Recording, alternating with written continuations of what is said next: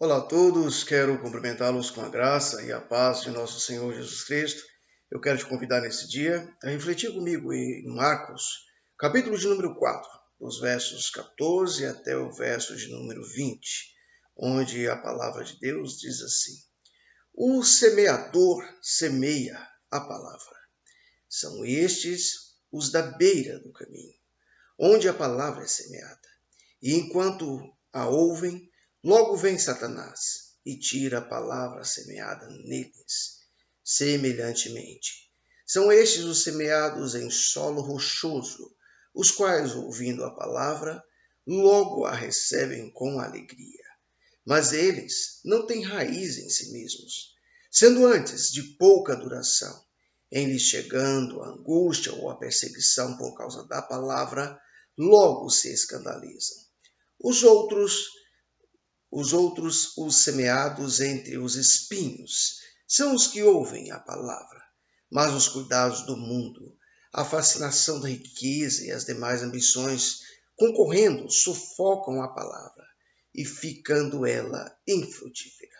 Os que foram semeados em boa terra são aqueles que ouvem a palavra e a recebem, frutificando a 30, a 60 e a 100 por um. Refletiremos nesse dia a respeito do tema o agricultor e os solos cultivados. Queridos, vivemos uma realidade semelhante ao contexto vivido por Jesus e seus discípulos, onde infelizmente a quantidade não representa a qualidade. Antes da pandemia, muitos templos encontravam-se superlotados. Multidões buscavam nesses lugares muitas coisas, como, por exemplo, a solução de muitos problemas, a realização pessoal, financeira, a prosperidade e, principalmente, ouvir o que queriam e não o que precisavam. Ao olhar atentamente para esse texto, percebemos que Jesus não se impressiona com a grande multidão que o seguia, pois sabia que a maior parte dessas pessoas jamais produziria os frutos de uma vida transformada, uma vez que a palavra que estava pregando era como uma semente caindo em solos diferenciados e, na maior parte das vezes, em solo infértil. Somos levados a compreender que dos 4 tipos de solos que têm ligação com o coração humano, 3 são infrutíferos, em virtude da influência por inimigos distintos. E quais são, então, esses inimigos que o texto nos apresenta nesse contexto aqui? Nós podemos perceber que vai falar-nos a respeito do coração endurecido. E o próprio Satanás rouba a semente nesse coração endurecido. Fala-nos do coração superficial, o qual a carne simula sentimentos religiosos. E também fala-nos do coração abarrotado, onde as coisas do mundo sufocam o crescimento e impedem a produção. Logo, podemos entender que os 3 grandes inimigos do cristão são classificados e mostrados por Jesus como o mundo, a carne e o diabo.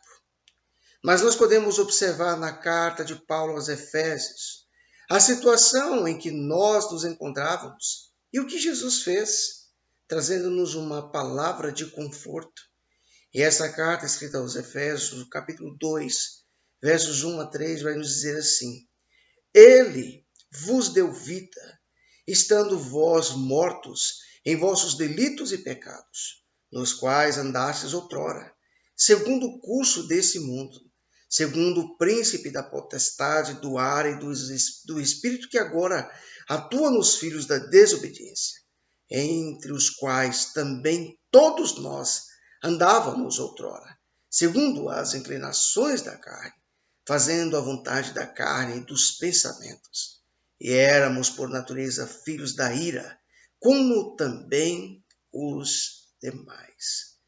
Diante disso, As perguntas que precisamos fazer hoje e neste momento a nós mesmos são: que tipo de solo tenho sido? Quais impactos essa semente, que é a palavra de Deus, tem causado em minha vida? Tenho gerado frutos ou permaneço infrutífero? Que o Espírito Santo nos auxilie a ser a boa terra, que produz, que frutifica 30, a 60 e a 100 por um. Que possamos produzir frutos, como aqueles que Paulo vai citar na sua carta aos Gálatas, no capítulo 5, dos versos 22 a 23. E com isso eu quero encerrar citando esses frutos.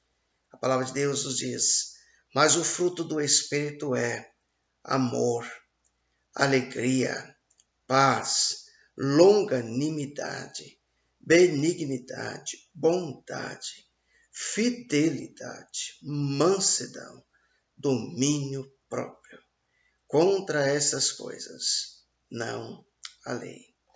Que o Senhor Jesus, na sua infinita graça, leve a mim e a você a compreender essa importante lição que fala a respeito do agricultor e os solos cultivados, e que o meu coração e o seu coração possa ser comparado a essa boa terra, a esse bom solo, o qual frutifica, comparado àqueles que ouvem e recebem essa palavra e que lhes permite frutificar a 100, frutificar de forma que tenhamos 60, 30, mas que possamos frutificar.